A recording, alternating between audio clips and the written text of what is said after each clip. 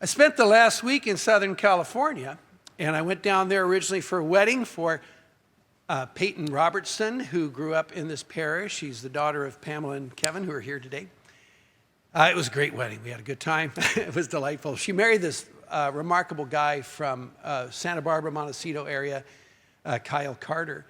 And Kyle's godmother actually had been the wedding coordinator of the church where the wedding took place at Our Lady of Mount Carmel in Montecito. And that's also where Father Lawrence Sayer is the pastor, and he's a friend of mine since I've been here because he has family in this area. Many of you know Father Lawrence too. So it was a joyful time, and it's a great to be part of launching them into this future life.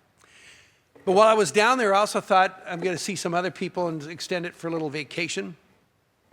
And I went down to Dana Point, which is in Orange County, to see a dear friend of mine that many of you know well, and that's Father Mike Rizzo. Father Mike had been in this parish for a long time before he was a priest.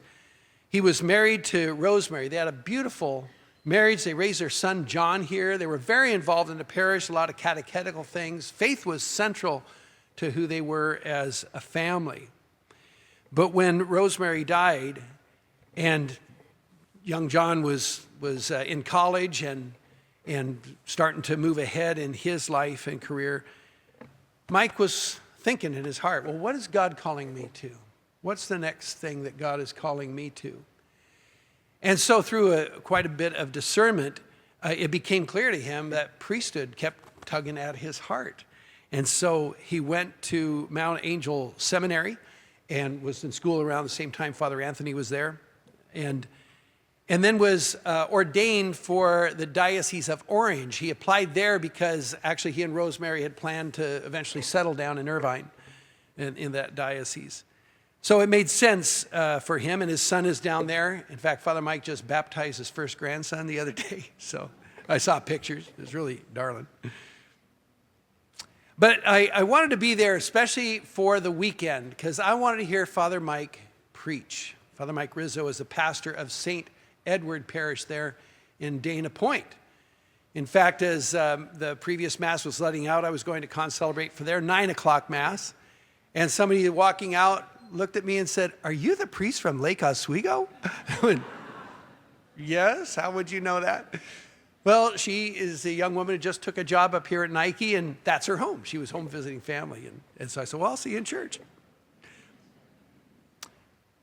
But it was great to hear him preach because he's so gifted in that regard, and he brings so much skill to him. He had worked as an attorney for U.S. Bank for his career and just brings so much to priesthood and, of course, formed by his marriage and fatherhood. So he preached like every priest, and Father Anthony preached last week, on the gospel of the road to Emmaus that was heard in every Catholic church in the world last weekend. And that's that story of the two disciples.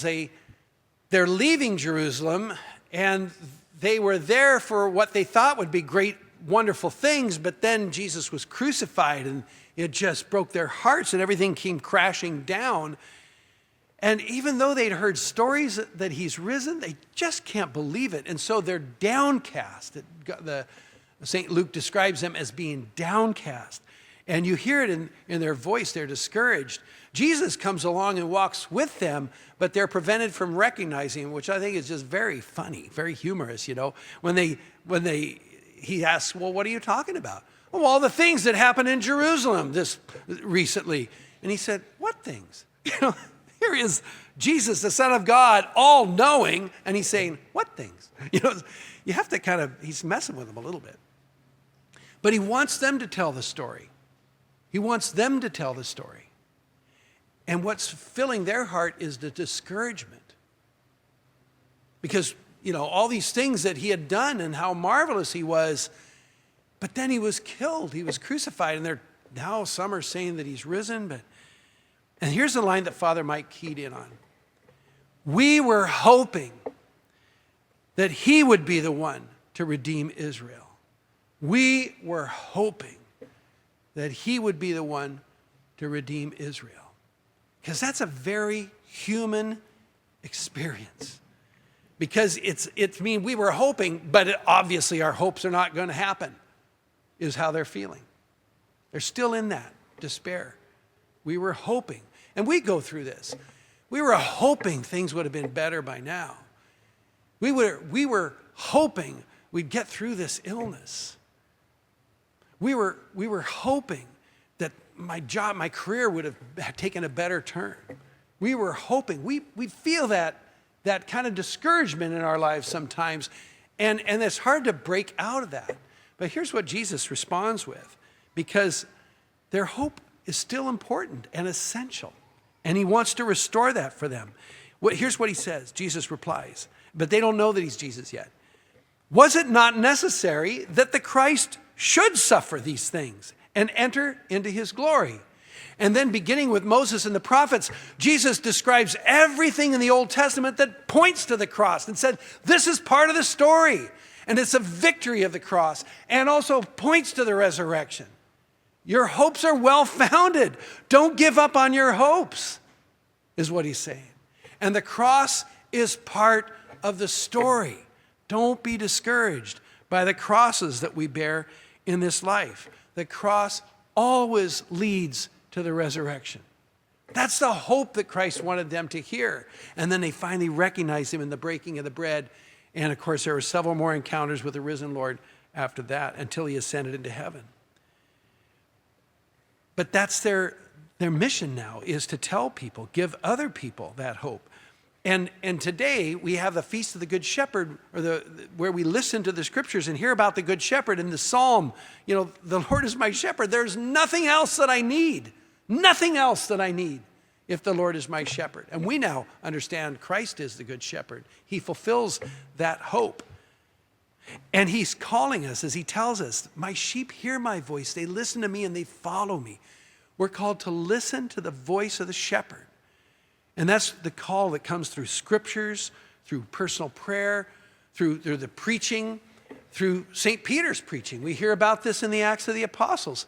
He preached and he told them, the person that you were the crowds here saying, crucify him, crucify him. He's risen.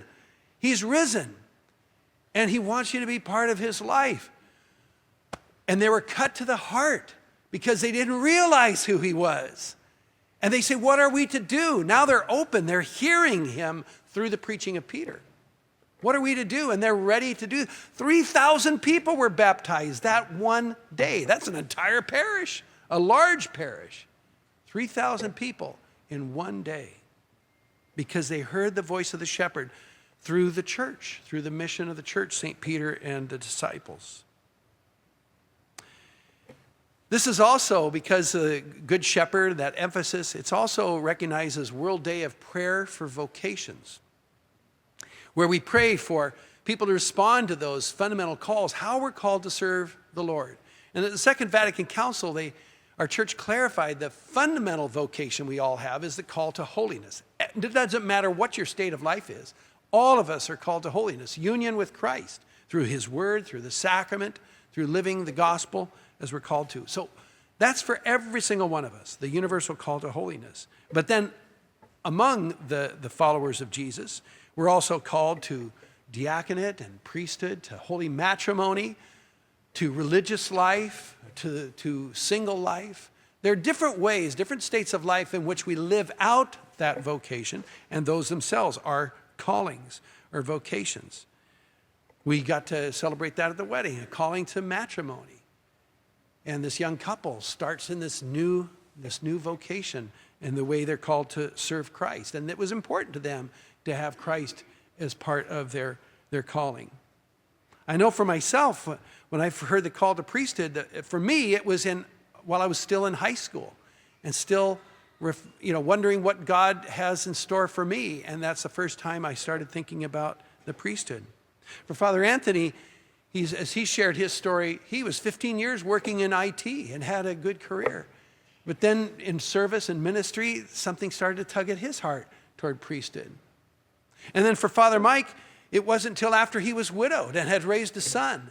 And then the Lord called him to priesthood.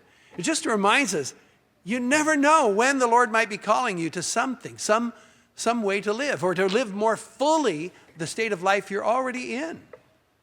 But we need to listen to the call of the Good Shepherd, because he's calling us by name, every single one of us. And the question is, are we listening? Are we listening? So the ways in which we listen is, when we come to Mass, when we celebrate the sacraments, when we listen to the Scriptures and the preaching, and we reflect upon our lives and take inventory. How is God calling me to do this a little bit better, or strengthen this, to continue to hope? So that's part of it. But one of those particular ways we're talking about at this time, especially this year, is adoration of the Blessed Sacrament, sitting in the presence of the Lord in the Holy Eucharist, in a monstrance on display, and just being with Jesus, his physical presence in the Holy Eucharist, adoration of the Blessed Sacrament. In fact, one of our priests, Father Jeff Irvin, who was from St. Juan Diego Parish, he was a young man and had been drawn to adoration of the Blessed Sacrament. And it was during one of those times when he was sitting in that prayer that the Lord spoke to his heart, and that's where his call began. And now he's been since ordained a priest, and now is the president rector running Mount Angel Seminary, and helping others to come to discern that call to priesthood and live out that call. So you can see how the Lord just keeps working it more and more, but when someone responds to the call.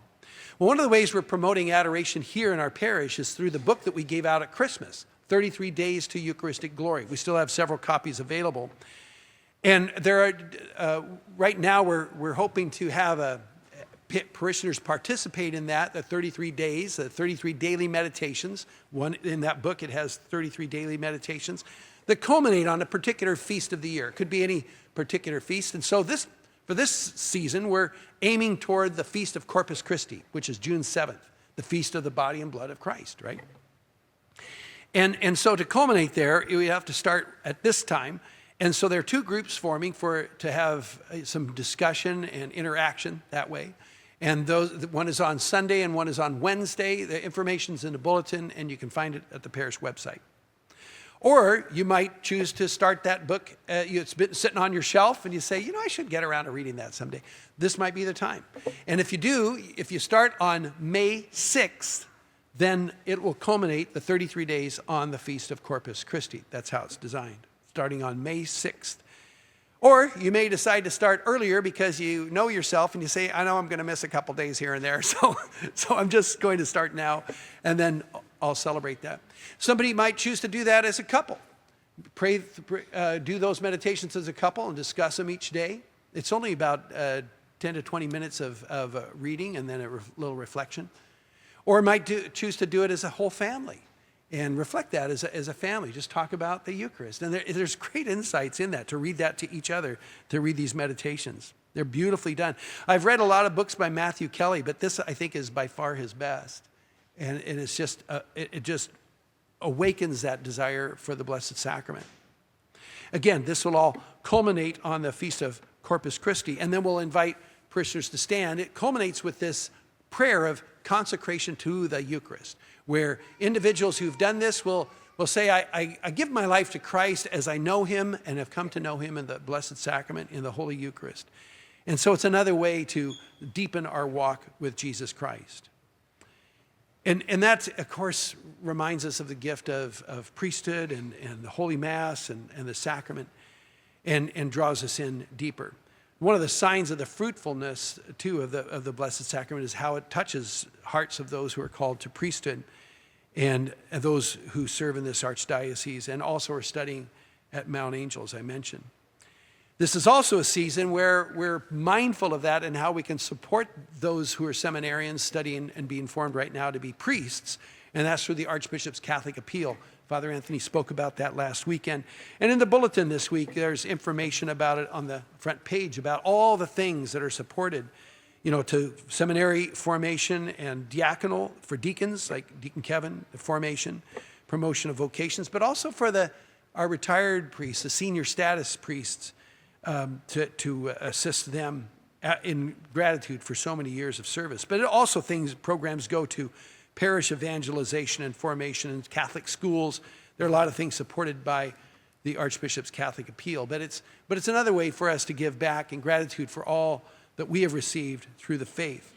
So there will be a second collection today for that, to be aware of that. Or you may want to give online. That's what I choose to do because I contemplate a larger gift once a year for the Archbishop's Catholic Appeal.